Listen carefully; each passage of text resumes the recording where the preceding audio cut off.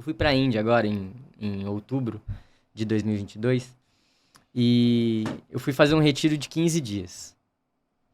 E quando eu planejei, imaginei, idealizei essa viagem, eu inconscientemente criei várias expectativas de como eu gostaria que fosse a viagem, de como eu gostaria que fossem os retiros, de quais seriam as transformações que eu ia viver. Eu queria me transformar, mas eu não sabia como transformar. É difícil imaginar qual é a transformação, mas eu queria ser transformado de alguma forma. E quando eu cheguei lá, eu fiquei. Eu fiz 2 retiros, um de 7 dias e depois outro de 7 dias, e depois eu ia acabar fazendo mais um de 3. E esse primeiro retiro de 7 dias foi em silêncio. Então, fiquei 7 dias em silêncio.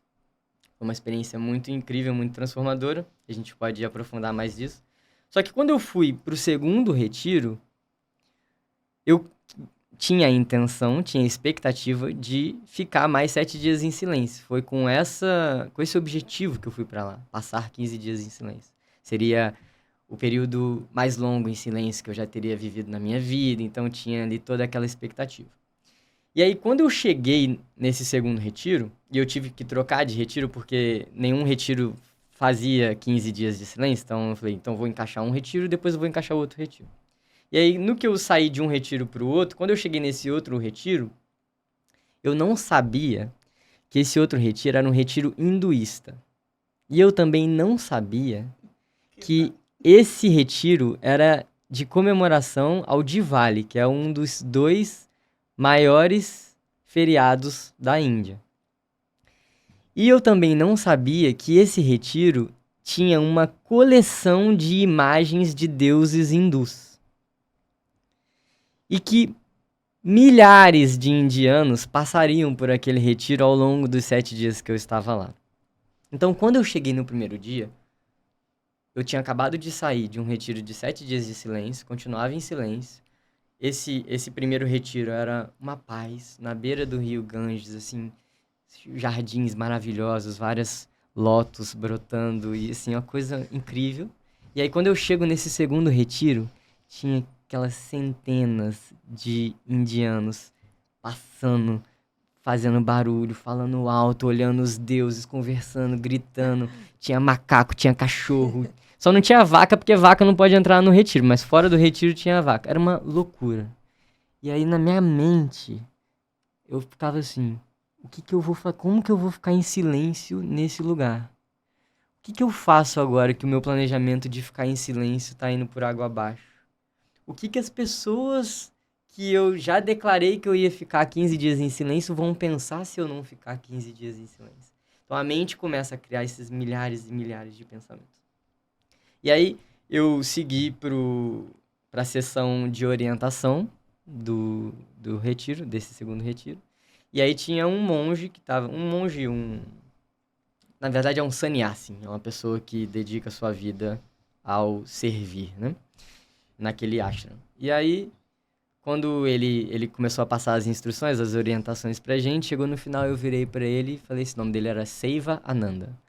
Aí eu falei pra ele assim, Seiva, saí do silêncio, depois de 7 dias, porque eu precisava fazer a pergunta, porque eu tava assim, ansioso, tão preocupado, tão descontrolado, que eu falei assim, olha, eu acabei de sair de um retiro de 7 dias, em silêncio, uma paz, e eu chego aqui com a intenção de continuar em silêncio, mas tá esse caos. O que eu vou fazer? Como é que eu vou continuar em silêncio? O que você me sugere para que a minha experiência, a experiência das outras pessoas, seja transformadora? E aí ele virou e falou assim: bem-vindo à Índia. Isso é a Índia. E talvez seja justamente isso que você veio aprender aqui. Porque se você quiser que o mundo esteja em silêncio para que você esteja em silêncio, é um desejo do seu ego apenas. Não é a sua essência, a sua consciência buscando a evolução. É o seu ego buscando silenciar o mundo para que você consiga buscar o silêncio interior. Sendo que é justamente o contrário que você veio buscar aqui. Você veio aprender a cultivar o seu silêncio interior, independentemente do que está acontecendo no seu exterior. E aí, os jovens diriam que ele lacrou, né? Naquele momento. Só que eu recebi essa resposta, quando ele acabou de falar isso, eu tava com um sorriso no rosto. Porque caiu a ficha pra mim de que era exatamente aquilo que eu precisava escutar. Que eu precisava abrir mão das expectativas que eu tinha criado, eu precisava abrir mão do controle que eu estava tentando exercer, e precisava aprender a fluir, precisava aprender a abrir espaço para o universo. E é impressionante como cada experiência vem para ensinar uma coisa pra gente. Então, se no primeiro retiro de 7 dias eu fiquei em silêncio e busquei a paz, foi a entrada na caverna. Muitas vezes eu tava numa fase de muito estresse, de muita ansiedade, e eu precisava ir pra caverna pra me reencontrar, me reconectar comigo mesmo. Só que não adianta a gente tentar viver dentro da caverna, porque o mundo não é a caverna. O mundo não é o silêncio e a paz da caverna. O mundo é o caos da Índia. Acho que a Índia é o extremo, mas o mundo é barulho, o mundo é composto por pessoas diferentes, e a gente precisa aprender a fluir. O controle, ele traz muito sofrimento. Porque a expectativa, na maioria das vezes, gera frustração e a frustração gera sofrimento. Então, eu aprendi, assim, uma das grandes lições foi a fluir. E acho que faz muito sentido no que a gente abriu, né? Faz. E a gente, às vezes, acha que achou a alternativa para o nosso problema emocional e nada mais é do que uma fuga, né? Então, eu me afasto. Eu me afasto para me proteger, né? Na verdade, não é uma resolução. Eu entro na experiência que me incomoda e aprendo a administrar ela, né? Aí quem eu desejo expressar ser nesta experiência. Ao invés dessa experiência, eu tenho que me moldar para eu alcançar o que eu quero, que é o controle, que é o sofrimento, né? Então, é isso. Só que a gente não se dá conta, e em todo momento está acontecendo isso, entendeu? A todo momento tu quer adaptar tudo direitinho para tu te expressar. Não, quem serei eu nesta situação? Aí, redução do estresse é óbvio. É óbvio. Eu tive uma experiência que eu resolvi fazer essa experiência de quem eu desejo expressar ser nesta situação difícil. Então, eu estava viajando muito. Então, aconteceu em Nova York, de eu ter que pegar um voo e o avião dá problema. E aí, tu te afastar e ver todo mundo brigando, como é que vai ser? Eu preciso entrar nesse voo. Outro, onde já se viu esta companhia fazer isso, não sei o quê. E eu estava no momento de me retirar e observar. E não fazer esse comportamento. Como assim? Eu tenho uma medicação. Porque a minha personalidade era essa. Eu tinha uma medicação que não poderia ficar fora da geladeira 8 horas. Ela estava no outro voo. Ela ia ficar mais que 8 horas. Só que eu estava com essa proposta. Quem eu desejo expressar ser sem controlar a situação. E eu me sentei. E fiquei vendo aquela confusão das pessoas brigando, algumas muito nervosas. E não colocar as pessoas nos hotéis, né?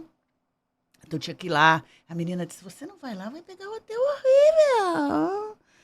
Não vai ter que dormir no aeroporto. Eu digo, ai, não, deixa acalmar. Porque eu estava nesse momento. E vendo a menina lá, passando por um monte de trabalho, as pessoas agredindo ela, não tinha o que fazer, não tinha como o avião sair. E eu fui a última. Não é o que eu faria normalmente se eu não tivesse com essa proposta, tá? Aí eu cheguei como última, olhei para ela e disse, difícil hoje, né? E ela, bem difícil. Bom, vamos ver o que você consegue para mim, porque eu tenho uma medicação que está no outro voo. E ela, em 8 horas, eu perco toda ela. É só isso que eu queria ver se você resolvia para mim. E ela, não, deixa eu ver aqui. E eu ali, quem eu desejo expressar. Você foi super gentil com ela. Ela disse, olha só, nós vamos te colocar no avião que está saindo agora, por causa da tua medicação, vamos transferir, né? Já deu a fofó toda aqui. E já vimos aqui você na classe executiva, vamos colocar na primeira classe, porque é onde a gente tem uma vaga. Quer dizer, simbólico também, né? O que é viajar de primeira classe? Na vida. Foi tu deixar a Índia se apresentar para você. Foi ir para a Índia de primeira classe. É muito bom isso.